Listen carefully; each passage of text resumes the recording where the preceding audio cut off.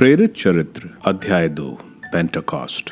जब पेंटेकोस्ट का दिन आया और सब शिष्य एक स्थान पर इकट्ठे थे तो अचानक आंधी जैसी आवाज आकाश से सुनाई पड़ी और सारा घर जहां वे बैठे हुए थे गूंज उठा। उन्हें एक प्रकार की आग दिखाई पड़ी जो जीभों में विभाजित होकर उनमें हर एक के ऊपर आकर ठहर गई। वे सब पवित्र आत्मा से परिपूर्ण हो गए और पवित्र आत्मा द्वारा प्रदत्त वरदान के अनुसार भिन्न भिन्न भाषाएं बोलने लगे।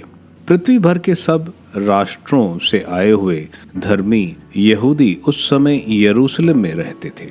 बहुत से लोग वह आवाज सुनकर एकत्र हो गए। वे विस्मित थे क्योंकि हर एक अपनी अपनी भाषा में शिष्यों को बोलते सुन रहा था। वे बड़े अचंभे में पड़ गए और चकित होकर बोल उठे, क्या ये बोलने वाले सब के सब गलीली नहीं? तो फिर हम में से हर एक अपनी अपनी जन्मभूमि की भाषा कैसे सुन रहा है? पार्थी, मेदी और एलामिती, मेसोपोटामिया, यहूदिया और कप्पदूकिया, पोंतुस और एशिया, फ्रुगिया और पंफुलिया, मिस्र और कुरेनी के निकटवर्ती लिबिया के निवासी, रोम के यहूदी तथा दीक्षार्थी प्रवासी, क्रेत और अरब के निवासी, हम सब अपनी अपनी भाषा में इन्हें ईश्वर के महान कार्यों का बखान करते सुन रहे हैं। सब के सब बड़े अचंभे में पड़कर चकित रह गए और एक दूसरे से कहते थे, यह क्या बात है? कुछ लोग उपहास करते हुए कहते थे, यह तो नई अंगूरी पीकर मतवाले हैं। पेतरुस का भाषण। पेतरुस ने 11 के साथ खड़े होकर लोगों को संबोधित करते हुए ऊंचे स्वर से कहा, यहूदी भाइयों और यरूशलेम के सब निवासियों, आप मेरी बात ध्यान से सुने और ये जान लें कि ये लोग मतवाले नहीं हैं, जैसा कि आप समझते हैं। अभी तो दिन के 9 ही बजे हैं। यह वह बात है जिसके विषय में नबी योएल ने कहा था, प्रभु यह कहता है, मैं अंतिम दिनों सब शरीरधारियों पर अपना आत्मा उतारूंगा। तुम्हारे पुत्र और पुत्रियां भविष्यवाणी करेंगे, तुम्हारे नवयुवकों को दिव्य दर्शन होंगे और तुम्हारे बड़े बूढ़े स्वप्न देखेंगे। मैं उन दिनों अपने दास दासियों पर अपना आत्मा उतारूंगा और वे भविष्यवाणी करेंगे।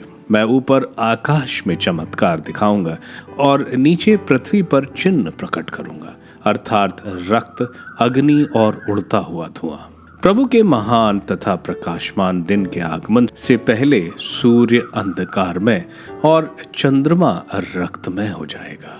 जो प्रभु के नाम की दुहाई देगा वही बचेगा। इजरायली भाइयों, मेरी बात ध्यान से सुने।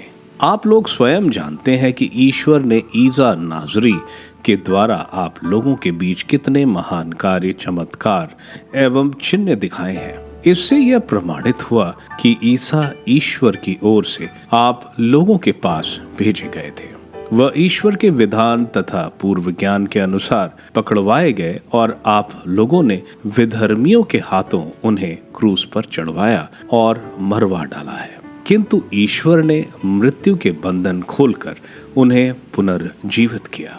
यह असंभव था कि वह मृत्यु के वश में रह जाएं, क्योंकि उनके विषय में दाऊद ये कहते हैं, प्रभु सदा मेरी आंखों के सामने रहता है, वह मेरे दाहिने विराजमान है, इसलिए मैं दृढ़ बना रहता हूँ। मेरा हृदय आनंदित है, मेरी आत्मा प्रफुल्लित है और मेरा शरीर भी सुरक्षित रहेगा, क्योंकि तू मेरी आत्मा को अधोलोक में नहीं छोड़ेगा। तू अपने भक्त को कब्र में गलने नहीं देगा। तूने मुझे जीवन का मार्ग दिखाया है। तेरे पास रहकर मुझे परिपूर्ण आनंद प्राप्त होगा।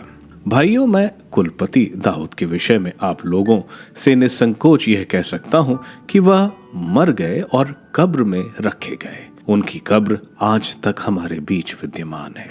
दाऊद जानते थे कि ईश्वर ने शपथ खाकर उनसे यह कहा था कि मैं तुम्हारे वंशजों में एक व्यक्ति को तुम्हारे सिंहासन पर बैठाऊंगा।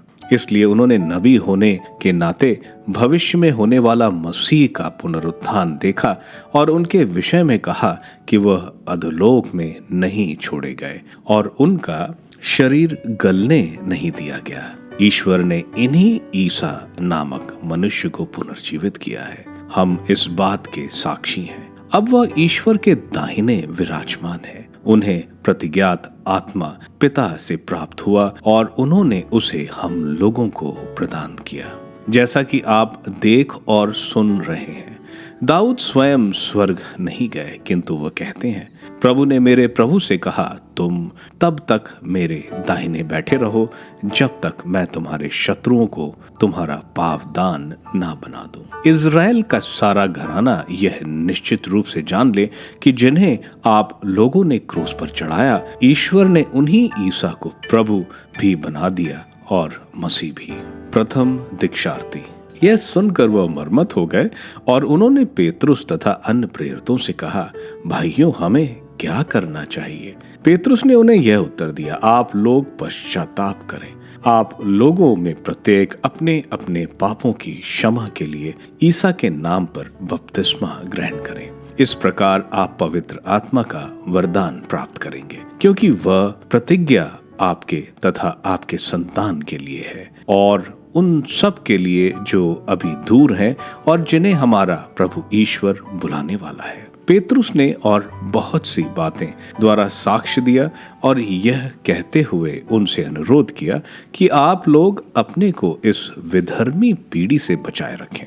जिन्होंने पेतरुस की बातों पर विश्वास किया, उन्होंने बपतिस्मा ग्रहण किया। उस दिन लगभग 3000 लोग शिष्यों में सम्मिलित हो गए। नए विश्वासी दत्तचित होकर प्रेरितों की शिक्षा सुना करते थे, भातृत्व के निर्वाह में ईमानदार थे और प्रभु भोज तथा सामूहिक प्रार्थनाओं में नियमित रूप से शामिल हुआ करते थे। सभी पर विस्मय छाया रहता था, क्योंकि प्रेरित बहुत से चमत्कार एवं चिन्ह दिखाते थे। सब विश्वासी एक हृदय थे। उनके पास जो कुछ था उसमें सबका साझा था। वह अपनी चल अचल संपत्ति बेचते और उसकी कीमत हर एक की जरूरत के अनुसार सब में बांटते थे। वे सब मिलकर प्रतिदिन मंदिर जाया करते थे और निजी घर में प्रभु भोज में सम्मिलित होकर निष्कपट हृदय से आनंद पूर्वक एक साथ भोजन करते थे। वे ईश्वर की स्तुति किया करते और सारी जनता उन्हें बहुत मानती थी। प्रभु प्रतिदिन उनके समुदाय में ऐसे लोगों को मिला देता था जो मुक्ति प्राप्त करने वाले थे।